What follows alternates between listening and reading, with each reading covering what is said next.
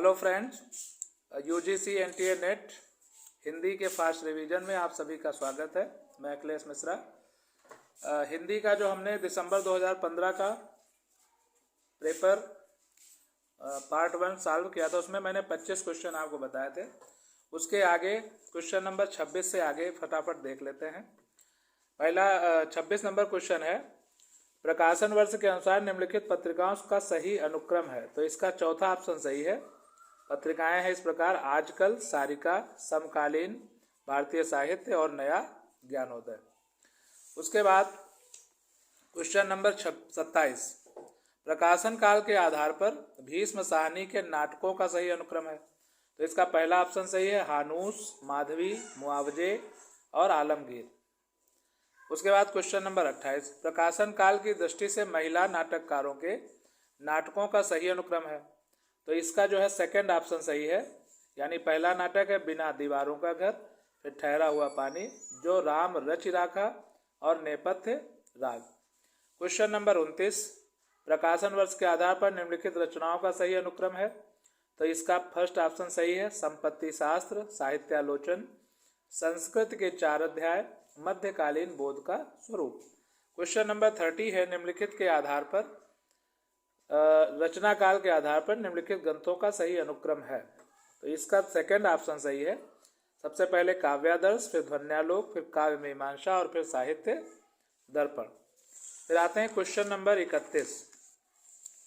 Question number 31 में देखें, question number 31 है, निम्नलिखित रचनाओं को उनके रचनाकारों के साथ सुमेलित करना है।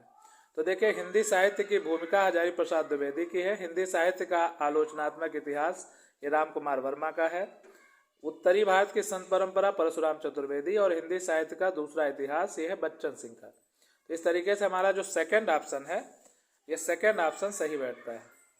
क्वेश्चन नंबर 32, निम्नलिखित संप्रदायों को उनके प्रवर्तकों के साथ सुमेलित करना। तो श्री संप्रदाय के प्रवर्तक थे रामानुजाचार्य, रुद्र के थे विष्णु स्वामी, सनकादि के थे निम्बारकाचार्य और राधा बल्लभी के श्री हित जी थे।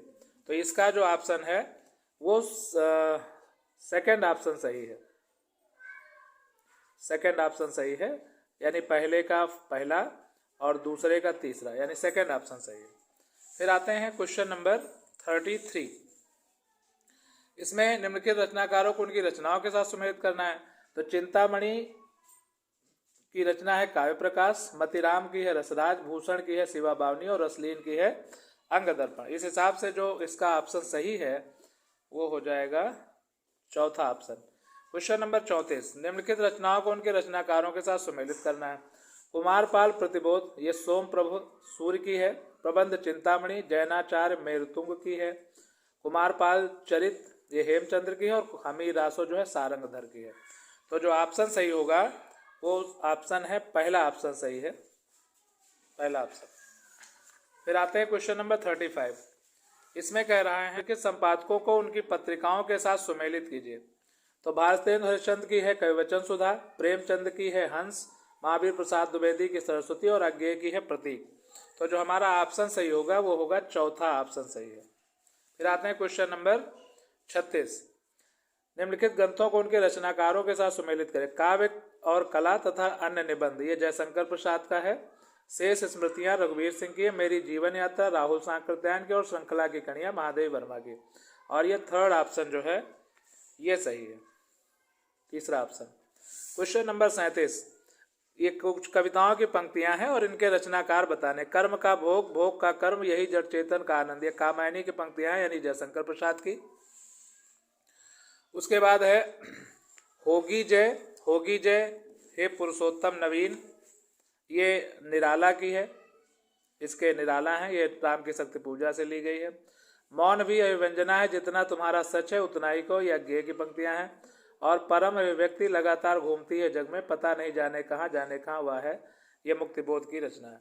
इस तरीके से हमारा जो ऑप्शन सही होगा वो सही होगा सेकंड ऑप्शन। फिर है क्वेश्चन नंबर 38। क्वेश्चन नंबर 38 में कह रहा है, निम्नलिखित पात्रों को उनके नाटकों के साथ सुमेलित करें। पर्णदत्त जो थे वो स्कंदगुप्त के थे। हे रूप ये कलंकी के थे। उक्काक सूर्य की अंतिम किरण से सूर्य की पहली किरण तक। और उसके बाद जो गालव हैं, ये माधवी नाटक के हैं। तो इस तरीके से हमारा जो फोर्थ ऑप्शन है, ये फोर्थ ऑप्शन सही बैठ रहा है। Question number 39। क्वेश्चन नंबर 39 कह रहा है कि निम्नलिखित एकांकियों को उनके एकांकी कारों के साथ सुमेलित कीजिए। तो जोंक जो है अस्क की है, शिवाजी का सच्चा स्वरूप सेठ गोविंद दास की है, प्रतिभा का विवाह भुवनेश्वर प्रसाद की, और पृथ्वीराज की आंखें राम कुमार वर्मा की है। तो हमारा जो ऑप्शन सही है वो है पहला ऑप्शन सही है। Question number 40। निम्नलिखित रचनाओं को उनके रचनाकारों के साथ सुमेलित कीजिए। तो इसमें पहला है काव्य में अभिव्यंजनावाद, ये लक्ष्मी नारायण सुधांशु की है, रस पीयूष निधि सोमनाथ की है, रस कलश हरिऔध की है, और हिंदी नवरत्न मिश्र बंधु की है। तो हमारा जो ऑप्शन सही है वो होगा थर्ड ऑप्शन सही, तीसरा। फिर आते हैं तर्क और स्थापना।